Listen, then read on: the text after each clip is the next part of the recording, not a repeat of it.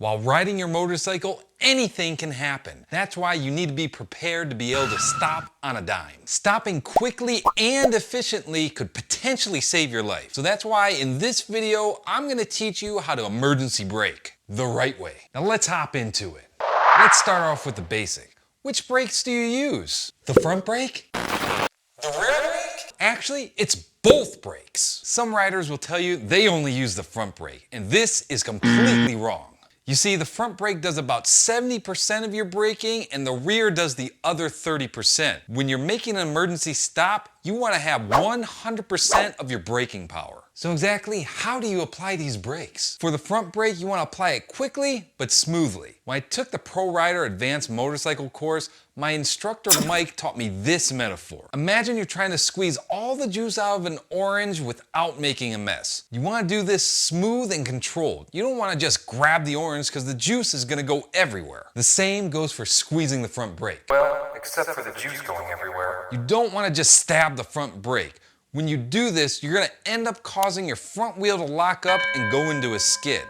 Once you're into a skid, you completely lose your ability to steer. That's pretty dangerous. Not to mention, all that weight is getting shifted to the front tire too quickly and it's gonna cause the bike to fall over. Well, what do I do if my front tire starts skidding? If you find yourself in a situation where your front tire's skidding, the solution's pretty simple. All you have to do is release the front brake until the tire stops skidding, then you immediately go back to applying the brakes. Smoothly. Think about applying the front brake in 5 stages. When you're squeezing the front brake lever, count in your head. 1, 2, 3, 4, 5. Once you get to 5, your front brake should be fully applied. You want to do this quickly, but remember, keep it smooth. Now let's move on to the rear brake. Applying the rear brake is pretty much the same. You also want to do this smoothly. You don't want to just stab it.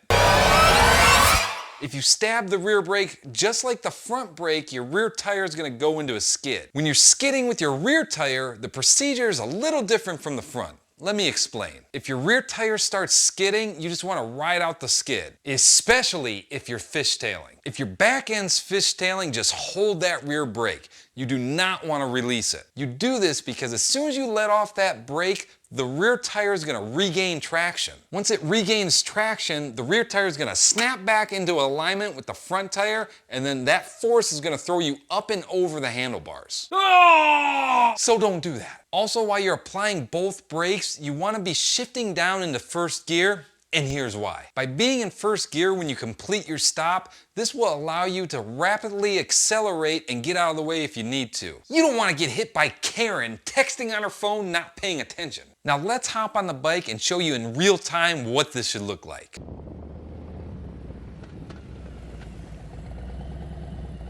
This is something that we should all be practicing often. You want to gain that muscle memory so your body automatically reacts the correct way in an emergency situation. Emergency braking isn't the only maneuver you should be practicing.